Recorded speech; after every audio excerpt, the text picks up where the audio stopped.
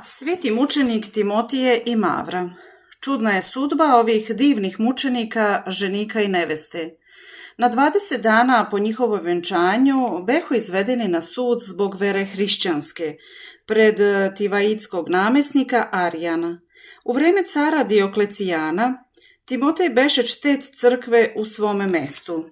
Ko si ti? Upita ga namesnik. Odgovori Timotije, hrišćanin sam i čtec crkve Božije. Reče mu onaj dalje, zar ne vidiš ti oko tebe prigotovljena oruđa za mučenje? Odgovori Timotej, i ti ne vidiš angele Božije koji me krepe. Tada namesnik naredite mu železnom šipkom uši probodoše tako da mu od bola zenice očne iskočiše. Mavra najpre bi uplašena od muka, no kad je muž ohrabri i ona ispovedi svoju nepokolebljivu veru pred namesnikom. Ovaj naredi te joj najpre svu kosu počupaše, a potom i prste na rukama odsekoše.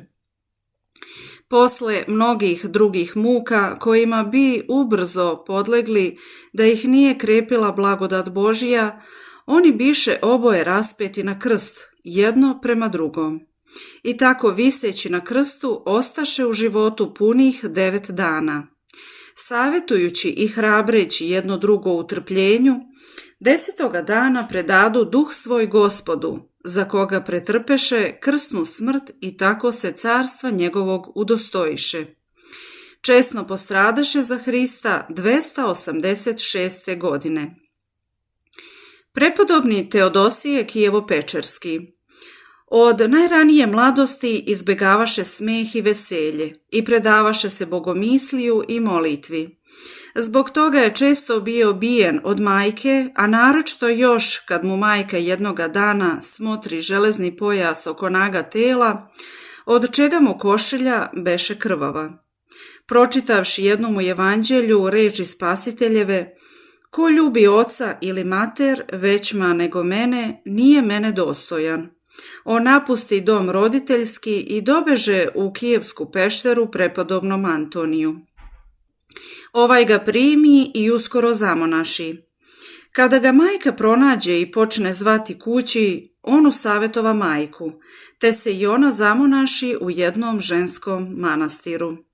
Svojim podvigom, krotošću i dobrotom, Teodosije ubrzo prevaziđe sve monahe i postade vrlo mio Antoniju, koji ga postavi za igumana manastira. Za vreme njegovo bogatstvo se u manastiru jako umnoži, crkve i kelija sazidaše i ustav studitski uvede u potpunosti.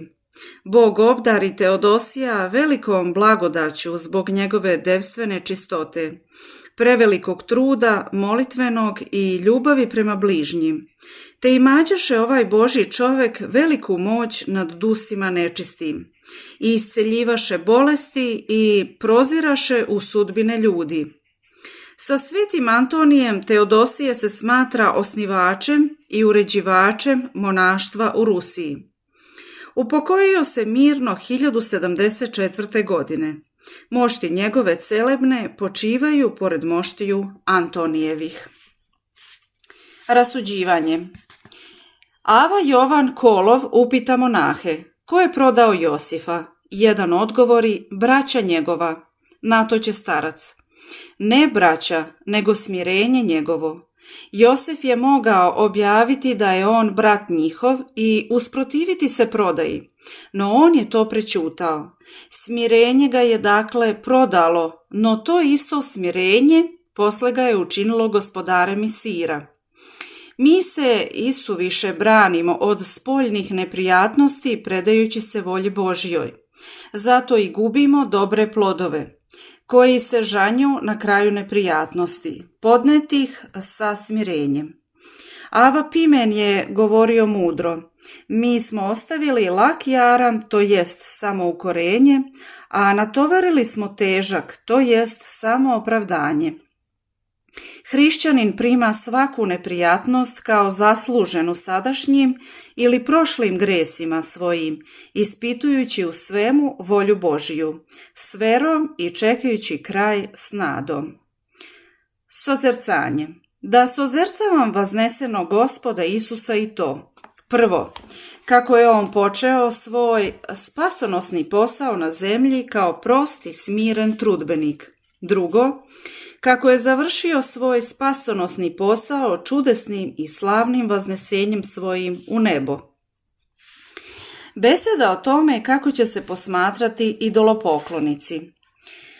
Posramit će se oni koji govore drvetu: ti si otac moj, i kamenu, ti si me rodio, jer meni okrenuše leđa, a ne lice.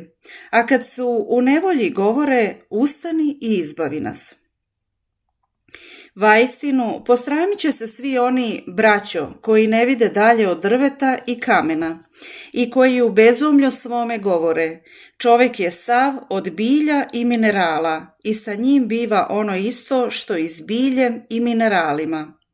Okrenuti leđima Tvorcu, oni i ne mogu da vide drugo do stvorenja i zaboravljajući Tvorca.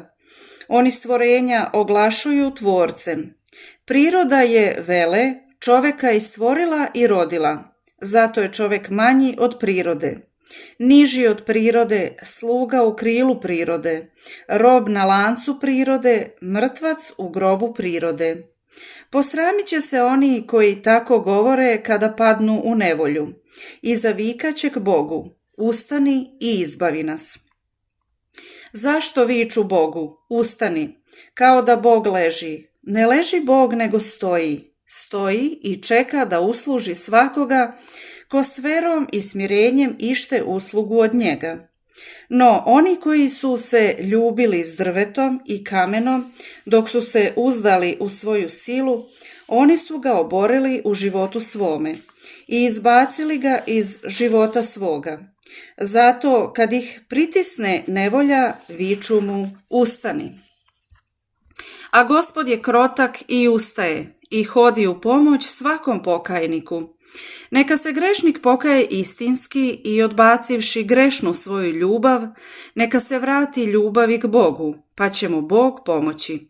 Neka okrene leđa mrtvom drvetu i kamenu, a lice k Bogu živom, i Bog će ga izbaviti. Jer svemogući nije zlopamtljiv i osetljiv, niti je on stvorio ljude za smrt, nego za život.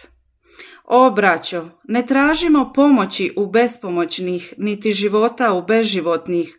Okrenimo se licem ka živome Stvoritelju našem, koji nam je dao lice sjajnije od lica svake zemaljske tvari. Vratimo se od zapadne stramputice ka istočnome putu, jer je na ovome putu spasenje. Samo požurimo, dok naš posljednji dan na zemlji nije utonuo u mrak zapada.